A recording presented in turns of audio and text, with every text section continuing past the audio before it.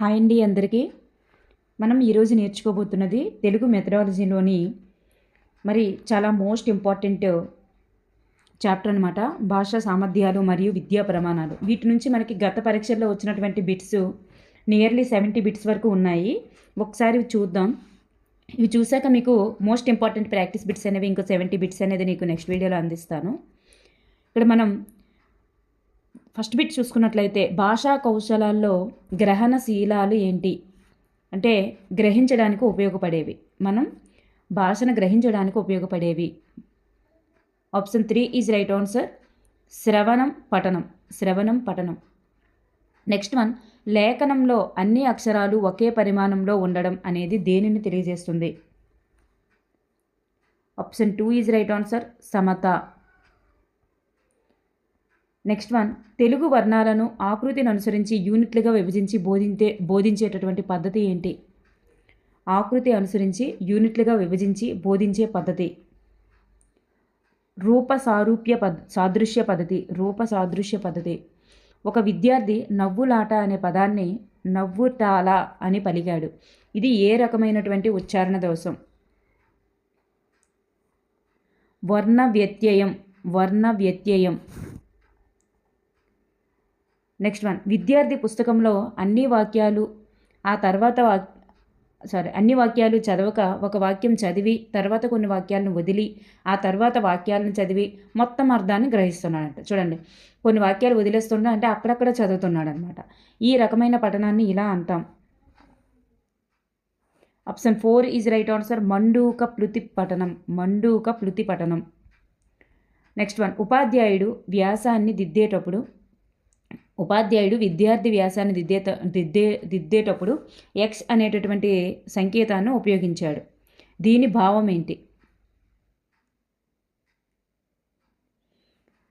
అనావశ్యకం అని అర్థం.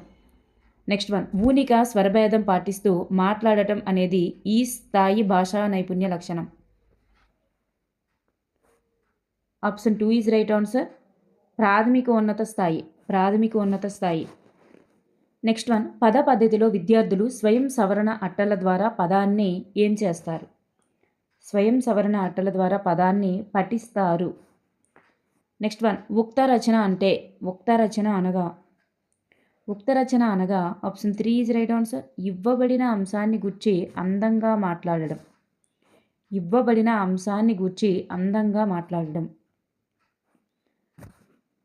Next one, ఇద్దరు సంభాషణలను వినేటప్పుడు ఆ వ్యక్తి అభిప్రాయాన్ని గ్రహించగలగడమే.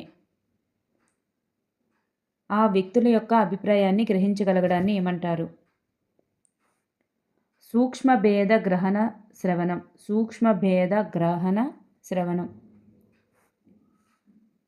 నెక్స్ట్ వన్, వీరి కాలంలో బ్రహ్మీ లిపి అమరావతి స్తూప శిథిలాలలో చూడవచ్చు.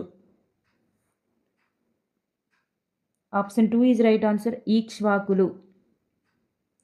నెక్స్ట్ వన్, భావగ్రహణకు తోడ్పడేటటువంటి భాషా నైపుణ్యాలు ఏంటి? భావగ్రహణకు తోడ్పడే భాషా నైపుణ్యాలు శ్రవణం, పఠనం.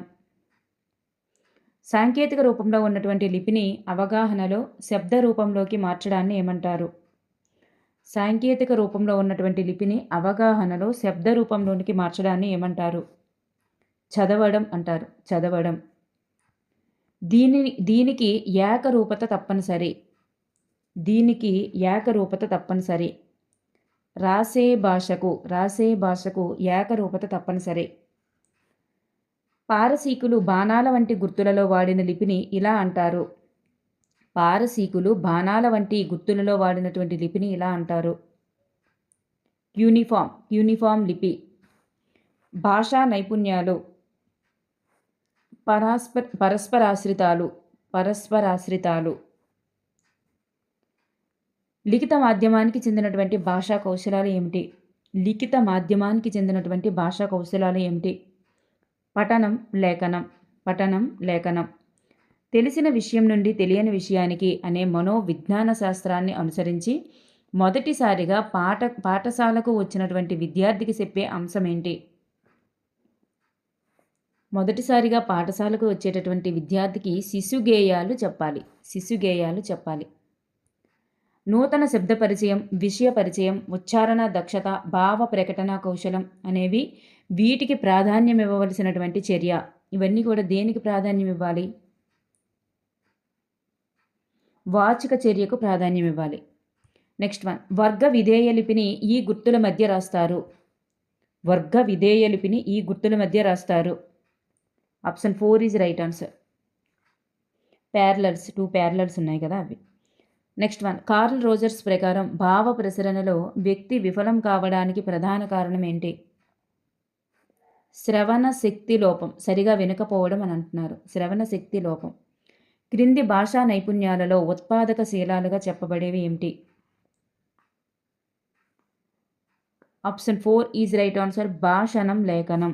భాషణం లేఖనం. ప్రాథమిక స్థాయిలో మొట్టమొదటిసారిగా పఠనం నేర్పించడానికి ఉపయోగించే ఉపకరణాలు ఏమిటి? Option 3 is right answer. మెరుపు అట్టలు. ఒక పాఠ్యాంశం లేదా పాట, పద్యం విన్నప్పుడు వానిలోని లయ, రాగం, తాళం మున్నగ అంశాలను మెచ్చుకునేటటువంటి శ్రవణ భేదం ఏంటి?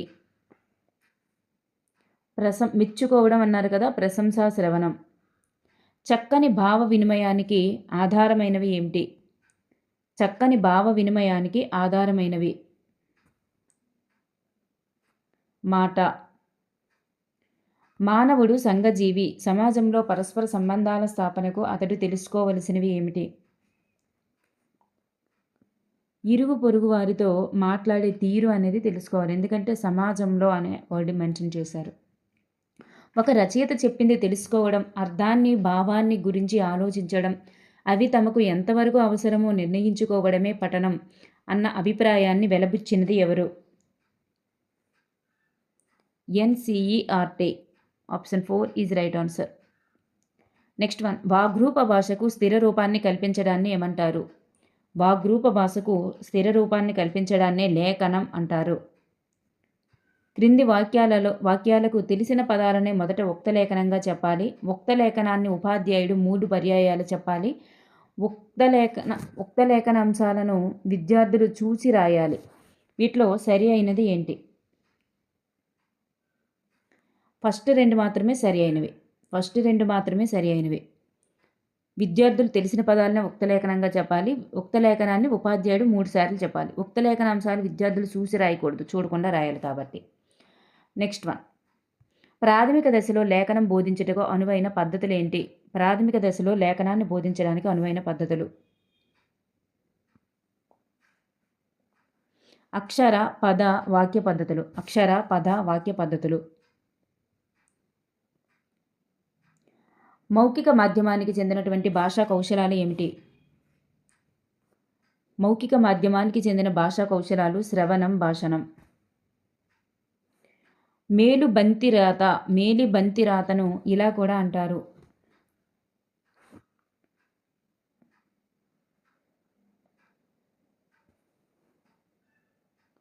ఆన్సర్ కామెంట్ చేయండి. Next one,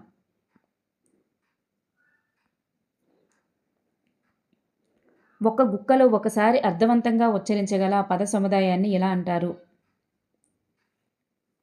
వాన్మతి. Option 2 is right answer.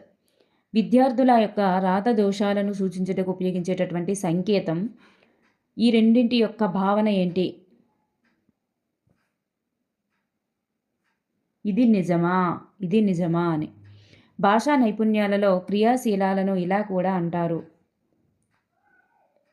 ఉత్పాదక శీలాలు. ఉత్పాదక శీలాలు. Option 1 is right answer. ఒక విధంగా సద్యోభాషణం దీనికి చెందినది. సద్యోభాషణం అనేది దీనికి చెందుతుంది. ఉక్త రచనకు చెందుతుంది. విద్యార్థులలో ఉచ్చారణ దోషాలు ఏర్పడడానికి కారణం కానిది. శ్రద్ధ. శ్రద్ధ అనేది కారణం కాదు. ఇవన్నీ కారణాలే. నెక్స్ట్ వన్, పి గర్రీ విద్యావేత్తను అనుసరించి ధ్వనుల వినియోగం అందించదలసినటువంటి సమాచార వినిమయానికి ఉపయోగించే భాషా రూపం, వ్యక్తిత్వాలు అనునవి దీనికి తోడ్పడతాయి. విద్యార్థులు మాట్లాడటంలో శిక్షణ ఇచ్చుటకు తోడ్పడతాయి అన్నమాట. విద్యార్థులు మాట్లాడడంలో శిక్షణ ఇవ్వడానికి తోడ్పడతాయి. పద్యాల పోటీకి విద్యార్థులను ఆహ్వానిస్తూ ప్రకటన రాయండి అనేది చూడండి. ఇవి విద్యా ప్రమాణాలకు సంబంధించినటువంటి ప్రశ్నలు. పద్యాల పోటీకి విద్యార్థులను ఆహ్వానిస్తూ ప్రకటన రాయండి అని ఉంది. ఇది క్రింది సామర్థ్యానికి చెందిన ప్రశ్న. Option 1 is right answer. ఇది సృజనాత్మకతకు చెందిన ప్రశ్న. ప్రస్తుత వ్యవసాయదారుని కష్టనష్టాలను మీ సొంత మాటల్లో వివరించండి. ఇది ఈ భాషా ప్రమాణానికి చెందిన ప్రశ్న. స్వీయ రచనకి చెందుతుంది. Next one. గోవు, మొదవు, దేనువు, అర్జుని, సురభి ఈ పదాలను ఉపయోగించి గడ్డిపై ఒక వచన కవిత రాయండి. ఇది ఈ భాషా ప్రమాణానికి చెందినది. సృజనాత్మకత. నూతన పదాలను ఉపయోగించి మరి వచన కవిత రాయడం, పద్యాన్ని పూరించడం, పారాగ్రాఫ్ పూరించడం ఇవన్నీ కూడా సృజనాత్మకతగా చెందుతాయి. Next one. ప్రాచీన కవులు వారి కాలం, బిరుదులు, సమకాలికులు రచించిన కావ్యాలు, శైలి మొదలగు వివరాలతో ఒక పట్టిక తయారు చేయండి. ఇది ఈ సామర్థ్యానికి చెందినది. పట్టికలు తయారు చేయడం అనేది సంకల్ప నిర్వహణకి చెందుతుందంట. Next one. నీకు తెలిసిన ఒక కుటుంబ గొప్పతనాన్ని గుర్చి నీ మిత్రునికి లేఖ రాయము. ఇది ఏ భాషా ప్రమాణానికి చెందుతుంది? లేఖ రచన అనేది మనకు తెలుసు కదా. అంటే గొప్పతనాన్ని వివరించి రాయడం అనేది ఇది ప్రశంసకు చెందుతుంది. ప్రశంస. సూర్యుడు, దినకరుడు, పతంగుడు, ఆదిత్యుడు, హరిద్వంసుడు, దస్వుడు, ద్యుమని, ధరణి ఈ పదాలతో ఒక్కొక్క దానిని ఉపయోగించి ఒక్కొక్క అర్థవంతమైన వాక్యాన్ని రాయండి అని అన్నారు. ఇది దేన్ని తెలియజేస్తుంది అంటే ఇది పదజాలాన్ని తెలియజేస్తుంది. వాక్యాలు రాయడం అనేది పదజాలాన్ని తెలియజేస్తుంది అన్నమాట. Next one. 9వ తరగతి పద్యరత్నాలు అనే పాఠ్యాంశంలో చెప్పినటువంటి గుణాలలో ఏ మంచి గుణాలను మీరు అలవర్చుకోవాలనుకుంటున్నారో ఒక పట్టిక రూపంలో రాయండి అని అన్నారు అనుకోండి. ఇక్కడ మంచి గుణాలు, మంచి చెడు అట్లాంటివి దానికోసం అడుగుతున్నారు అంటే మంచి గుణాలను అన్నారు కాబట్టి అది ప్రశంసకు చెందుతుందన్నమాట. ప్రశంస. పాఠ్యాంశంలో పాత్రల గురించి సొంత మాటల్లో రాయడం అనేది స్వీయ రచన అవుతుంది. మీ తరగతిలో పాటలు పాడే పిల్లవాడి నైపుణ్యాన్ని గురించి ఒక పేరా రాయండి. ఈ ప్రశ్న పరీక్షించేటటువంటి నైపుణ్యం ఏంటి? ప్రశంస. చూడండి, పాటలు పాడే పిల్లవాడి నైపుణ్యాన్ని గూర్చి రాయమన్నారు అంటే అక్కడ ప్రశంసించడమే అవుతుందన్నమాట. అది కూడా. దరఖాస్తు రాయడం ఈ సామర్థ్యానికి చెందినటువంటిదే.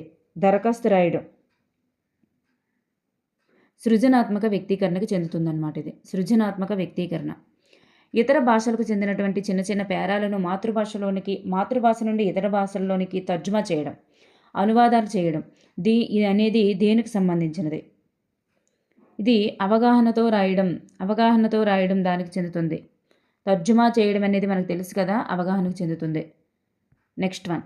ఇచ్చిన అంశానికి అనుగుణంగా సమాజ ఉపయుక్త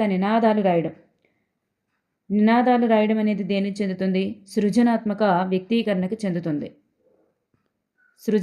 వ్యక్తీకరణకి చెందుతుందన్నమాట. Option 2, 3, 4 is right answer. Next one. ఒక విద్యార్థి కథారూపంలో ఉన్నటువంటి పాఠ్యాంశాన్ని గేయ రూపంలో సొంతంగా రాశాడు. ఇది ఈ విద్యా ప్రమాణానికి సూచిక. సృజనాత్మకతకి సూచిక. వార్తాపత్రికల్లోని సామాజిక అంశాలను చదివి వాటిపై ప్రతిస్పందించడం అనేది ఈ సామర్థ్యానికి చెందినది. అవగాహనతో చదవడం. Option 3 is right answer. ఇచ్చిన గేయాన్ని పొడిగించి రాయడం మనకు తెలుసు కదా, సృజనాత్మకత. విద్యార్థి ఆహ్వాన పత్రికలు తయారు చేయడం కూడా సృజనాత్మకతే.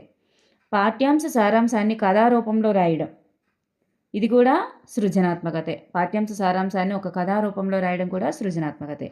అభ్యాసాలలో ఇచ్చిన పదాలను ఉపయోగించి సొంత ప్రయోగం అనేది ఈ భాషా సామర్థ్యానికి చెందినది. సొంత మాటల్లో రాయడం అనేది పదజాల అభివృద్ధి. సింహం కుందేలు కథను నాటక రూపంలో రాయడం ఇది సృజనాత్మకతే. ఇది కూడా సృజనాత్మకత. కవితా రూపంలో రాయడం, నాటక రూపంలో రాయడం, కథా రూపంలో రాయడం ఇవన్నీ కూడా. రైతు దేశానికి వెన్నెముక అని అంటారు కదా. రైతు యొక్క గొప్పతనం ఇక్కడ పేరులోనే ఉంది. గొప్పతనం అన్నారంటే సో పొగడాలి. పొగడత అనేది కనిపించింది. పొగడత అనేది మనకు తెలుసు కదా, ప్రశంస. నెక్స్ట్ వన్, చిత్రం చూడండి. తాత మనవుడికి మధ్య జరిగినటువంటి సంభాషణను ఊహించి రాయండి అని అడగడం ఈ విద్యా ప్రమాణాన్ని సూచిస్తుంది. సృజనాత్మకతని సూచిస్తుంది అనమాట. సృజనాత్మకత, సంభాషణ రాయడం కూడా సృజనాత్మకతే. మీ గ్రామంలో చిత్రకారులు, గాయకులు గురించి వివరాలు తెలుసుకొని వాళ్ళ గొప్పతనాన్ని వివరించండి. ఇది ఈ విద్యా ప్రమాణానికి చెందినటువంటి ప్రశ్న. దేనికి చెందిన ప్రశ్న? ప్రశంసకి. గొప్పతనం అని పేరులోనే మెన్షన్ చేశాం కదా, గొప్పతనం అనేది ప్రశంసకి చెందుతుంది అన్నమాట. ప్రశంసకి చెందుతుంది గొప్పతనం అనేది. కథలు, కవితలు, గేయాలు పొడిగించడం అనేది ఈ భాషా సామర్థ్యం. పొడిగించి రాయడం కూడా సృజనాత్మకతే. ఎక్కువగా సృజనాత్మకత మీద మనకు బిట్లు ఎక్కువగా వచ్చాయి. ఏది సాధించాలన్నా శ్రద్ధ అవసరమని తెలుపుతూ మీ మిత్రునికి లేఖ రాయండి. ఇది భాషా సామర్థ్యానికి చెందిన ప్రశ్న. సృజనాత్మకతకి చెందుతుంది. లేఖ రాయడం కూడా సృజనాత్మకతే. నెక్స్ట్ వన్, పింగళి వెంకయ్య గారి గురించి సొంత మాటల్లో రాయడం. సొంత మాటల్లో రాయడం అనేది స్వీయ రచన అవుతుంది. సొంత మాటల్లో రాయడం స్వీయ రచన. బాలల హక్కుల కోసం కృషి చేసే వారిని అభినందించడం. అభినందించడం అంటే మరి అది పొగడితే కదా. అభినందిస్తూ వ్యాసం రాయడం ప్రశంసకు చెందుతుంది. అభినందించడం అనేది ప్రశంస. పాఠంలో నేర్చుకున్నటువంటి పదాలను ఉపయోగిస్తూ కొత్త వాక్యాలు రాయడం. కొత్తదనం అనే వర్డ్లోనే ఉంది కదా. కొత్త వాక్యాలుగా రాయడం అనేది పదజాలం కింద వస్తుందన్నమాట. వాక్యాలు రాయడం అన్నారంటే, కొత్తగా వాక్యాలు రాయమన్నారంటే కొత్తగా కొన్ని పదాలను వాళ్ళు యాడ్ చేయాలనే కదా అర్థం. సో కొత్తగా పదాలను యాడ్ చేయాలి కాబట్టి పదజాలం అవుతుంది. వాక్యాలు రాసేటప్పుడు పదజాలం కింద వస్తుంది. మీ జిల్లాలోని దర్శనీయ స్థలాలు, చిత్రాలను సేకరించండి. చిత్రాలను సేకరించారు అంటే వాళ్ళకి ఎంతో ఇష్టం ఉంటేనే చేస్తారు. అది ప్రాజెక్ట్ పని. లేదా అభిరుచి అని ఇస్తే అభిరుచి అని పెట్టచ్చు. నెక్స్ట్ వన్, వినాయకుని బొమ్మ వేసి రంగులు దిద్దండి. ఇది ఈ విద్యా ప్రమాణానికి చెందినది. సృజనాత్మకత. రంగులు వేయడం అనేది సృజనాత్మకత. గేయాన్ని చదివి దానికి అనుగుణంగా చిత్రాన్ని గీయమనడం. గేయాన్ని చదివి దానికి అనుగుణంగా చిత్రాన్ని గీయమనడం అనేది సృజనాత్మక కిందకే వస్తుందన్నమాట. ఓకేనండి. Thank you everyone.